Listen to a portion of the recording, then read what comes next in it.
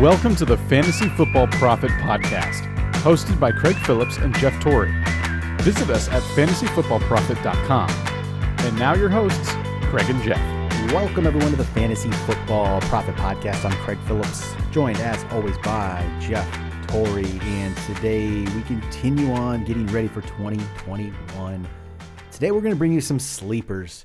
Guys that I believe we put the limit at about top 50 or lower at wide receiver, top 40 at running back, kind of. Just trying to get some guys that are down these lists that maybe people aren't talking about much. Some, maybe they are.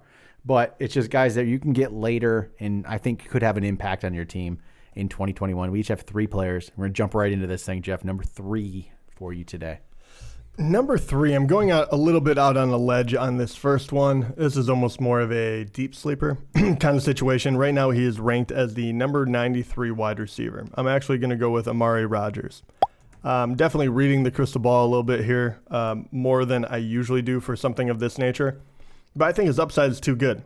And I know that immediately. We've already talked about how Randall Cobb is coming back to the Packers. That was kind of the role that everyone thought he was going to do. And I still think Amari Rodgers will end up winning that job. I think that Cobb will kind of end up being the safety blanket, but he'll also be more of a, someone that can show him the ropes. Cobb hasn't been effective since like 2014. Exactly. So I think he will end up, in turn just showing Amari Rodgers how he can be successful in the slot. They're going to put him all around the field, and that is my biggest worry about this pick is maybe he's just going to be a special teams guy, punt return, kick return, catch a few balls. But where his upside comes in is, look, he is already good in the slot. We know that he's played with what is now a pro quarterback with Lawrence. The guy is built just differently than a normal wide receiver. He's not really built to play the outside. He's a little more stocky. He's muscular, but he has been very, very good. And things you hear about him in training camp right now are nothing but solid. No, I mean, they're not over, they're not talking about how he's going to change the league or anything of that nature. They just say, hey, he comes in, he does his work, he's taking notes, he's very professional. And I think that will go a long way, especially with someone like Aaron Rodgers. And that's the big one. Aaron Rodgers has never had a number 2. And I realize that I feel like every year I try to predict who else could be on that team, who could catch balls besides for Devontae Adams, who had 18 touchdowns last year. I mean, Aaron Rodgers threw for 48 touchdowns. There's plenty to go around if he repeats anything like he did last year. I don't think 48, but even if he throws in the low 30s, which he should do, yep. Amari Rodgers is going to have an amazing opportunity to do it. So as a sleeper and someone you can get that late, I had to throw his name in the running because I don't feel like anyone's really talking about him. And I think that from everything going on between Aaron Rodgers, that's all that people in Green Bay have been talking about. So Amari Rodgers is going to be my number 3 risky sleeper, if you will. Say Randall Cobb. I mean, it's been a long time since a guy's been able to be a good St. Brown, Valdez-Scantling. They just haven't got it done, right? They just haven't got it done. No. They haven't been able to emerge as that. It just isn't happening. So, no, I'm completely on board with that. And by the way, Green Bay was the highest scoring offense of last year. So even if they don't fall off that much, even if they do, table set. All he's got to do is eat. All right. My number 3, I'm going to go with Henry Ruggs. We haven't talked much about Ruggs. He doesn't get talked about much at all, honestly. He was an early draft pick last year for the Raiders, number 12, I believe, in the draft. I mean, no surprise. He picked the Raiders. Love speed, always have loved speed, and still go after it. And that's what he is. He's a speedy receiver who didn't have a great rookie season. I mean, he showed some signs, 26 catches, but it was for 452 yards, only 2 touchdowns. I like where he's going. Like, you can get him for like nothing. You're not taking a big chance. He's going for at 55th right now in the ranks. That's way down there. The only worry is he John Ross? That's like, is he John Ross and we just not going to ever see anything? Maybe. I'm not going to say he's not, but that's why he's ranked in the 50s. But that's why I like getting a player down here that has this kind of potential. And I think Ruggs has that. I think Derek Carr's a good enough quarterback that this could play out. He can do something. Another thing going for him, no more Nelson Aguilar there, who took away a lot of catches last year. Darren Waller's probably going to be the lead receiver on this team. Then it's Ruggs and it's Brian Edwards, it's Zay Jones, it's Willie Snead. Those are the receivers. Why? I mean, we've seen what Zay Jones is, right? I mean, not a great NFL receiver. Willie Snead is just, I mean, Willie Snead is Willie Snead. Like, he's had some flashes, but he's like a fourth receiver, right? That's what he is. We don't know if Brian Edwards can play. But Henry Ruggs, we don't know either. But out of all these, and then Hunter Renfrow, and John Brown, we got those guys too. Again, we know what these guys really, truly are. John Brown's fine. Hunter Renfrow, he's whatever. Henry Ruggs, out of all these guys, has probably the only one that has the potential to become a big-time wide receiver. So Henry Ruggs, I'm interested in taking a chance with him. He doesn't have to be. He can be like your sixth receiver. End of the draft, put him on the end of the bench, and maybe it works out. I think the talent's there. It's not just unless he's John Ross. Right. But I don't think he is that. I don't think he's that. I think 17 yards per catch last year, that was pretty impressive. And, rookie receivers sometimes take a bit to come on. And he's 22 years old, young guy. So, Henry Ruggs, go throw him on the end. So, I don't know how. I'm trying to talk myself into it more. But no. The John Ross comparison is just worrying me right now a little bit. But not going to be that, right?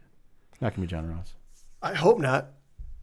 I mean, another very fast wide receiver that never plays out. I do think Ruggs is a different type of wide receiver. And also the injuries is what really derailed. It's true. That's true. There's been this kind of player in the past. You see it. They draft him early as a speedster and doesn't play out. I just don't think that's this. I just don't. I can see the comparisons. I see people making them. I truly think Ruggs is a good player, and you're going to see it this year. So he'll probably be on a lot of my teams as a back-end guy. So, all right. Number two, this guy is a little, I wouldn't call it controversial, but he's been kind of going down in the ratings a little more, even though he should have started a little higher. But I'm going to go with Russell Gage from Atlanta. He's the 59th ranked wide receiver at the moment. And right now there's talks that, the offensive coordinator has changed and he might not even wrap up the wide receiver 2 spot. Now what? Calvin Ridley obviously is number 1. Pitts is their new, tight end who's kind of more of a glorified wide receiver. Who else is it going to be? Yeah, they could grab another guy, but if you're talking about other names on that team, as no one's proved it, no one's done it. Gage actually had a very solid year last year when Julio went down with an injury. And even if it changes a little bit, that defense was not all that great. You're going to have to throw the ball. Their running backs are Mike Davis and Hawkins or whoever it's going to be. They're going to have to throw the ball, and they're going to. And Calvin Ridley is going to – I think he's going to be great. Don't get me wrong. But this is going to be the first time that all year you don't have a bona fide superstar on the other side with like Julio did. He got a little taste of it last year. But they're going to, Gage isn't going to draw any double teams. He's not going to be worried about. So even if he's not spectacular or lighting the world on fire, I think he can put up really solid numbers. He caught, 74 balls last year. He was just a solid player. So if he adds on to that, I feel like he could be a sneaky sleeper that you can get late and just throw him in and you're like, this guy's going to get, he's going to get high wide receiver 2 numbers quite possibly. Yeah, I think it's a solid pick. Again, it's in that same 50 wide receiver range where it's a free pick. You're not wasting anything on it. I like it. All right, number 2 for me, Javian Hawkins. So I am on board with Javian Hawkins here. I really am. This is more of a deep sleeper, honestly. He's ranked about 75th right now at running back. Something about this guy. Part of it is, I think he's a good player, but I like the situation. I am not at all sold on Mike Davis. I'm just not. And Mike Davis right now is the number 1 back there. Quadri Olison is there. Cordell Patterson is there. And that's it. That's it. Mike Davis, Cordell Patterson, Quadri Olison. That is the wide receiver. And then another undrafted free agent, Caleb Huntley. Javian Hawkins has a chance here, unless, obviously, if they sign somebody else, changes everything. But if all holds true right now, Javian Hawkins, I believe, truly has a chance here. Mike Davis, he's been a very average running back for a lot of teams in the NFL. So he started off with San Francisco, didn't do anything in his 2 years. Went to Seattle, and that's where he first made a slight name for himself. And he ran for 514 yards, 4 touchdowns on 4.6 yards a carry. Probably his best season, to be honest. Before this past year. He went to Chicago, didn't do anything. I think he was cut, went to the Panthers. McCaffrey gets hurt. He plays a little last year, right? And he had some good fantasy days. But in reality, it was 165 carries for 642 yards. That's 3.9 yards per carry. He did catch 59 balls, turned those 59 catches into 373 yards for 6.3 yards per catch. 6.3 yards per catch. That's it. There's just not a lot there. There's just not a lot there with Mike Davis. He's okay. If Javian Hawkins shows anything, he's going to get this chance. And he was a good college running back.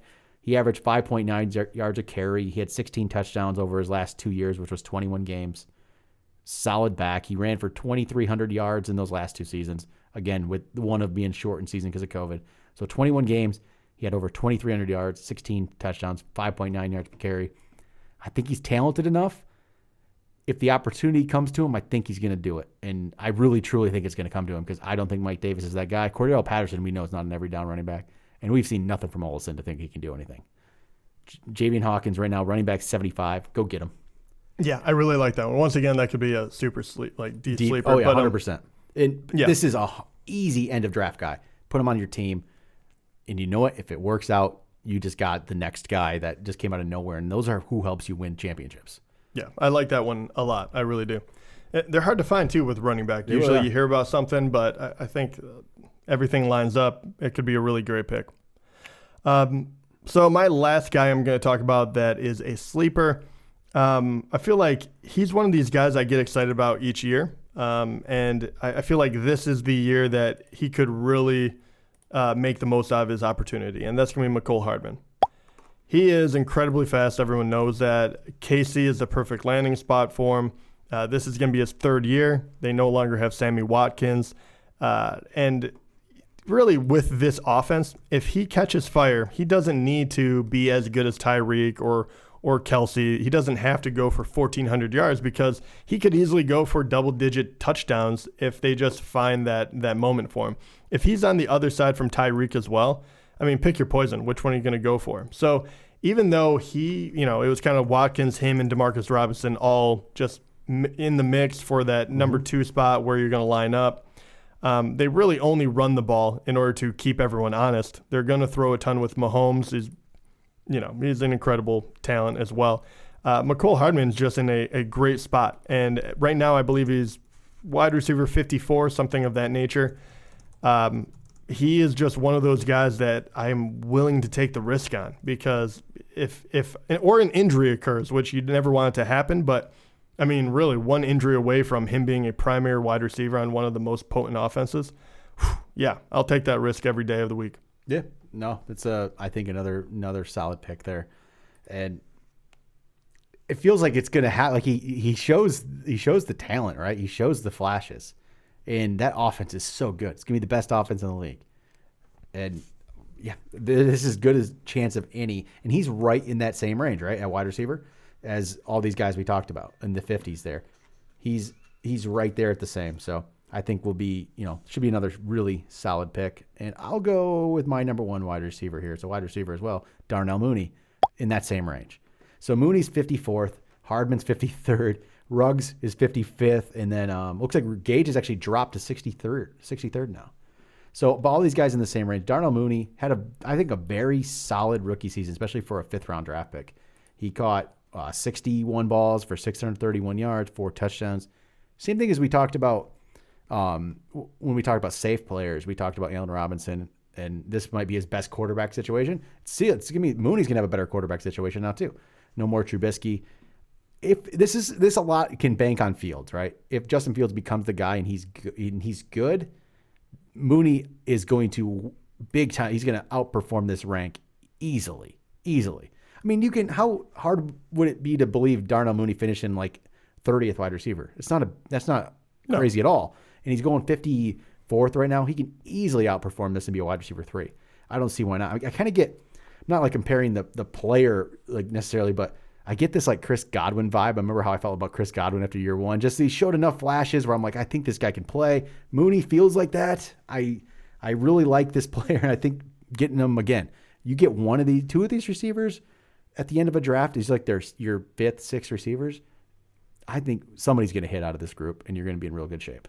So Darnell Mooney, my number 1. I wholeheartedly agree with this one too. The guy can play ball, and it just shows too. I mean, he very quietly had an unbelievable rookie campaign, right? He really did. I mean, he had 98 targets, caught only 61 of them. But obviously that's a lot to do with the quarterback as well. 4 touchdowns. But the guy is a speedster, but he can really play ball. So I love that one. And if Fields is the real deal, man, you're gonna have some. You have some wide receiver options. Real special players on the Chicago team, quite possibly. Definitely. All right, here we go. There's sleepers. We'll be back a couple days with some more for you. Talk to you then.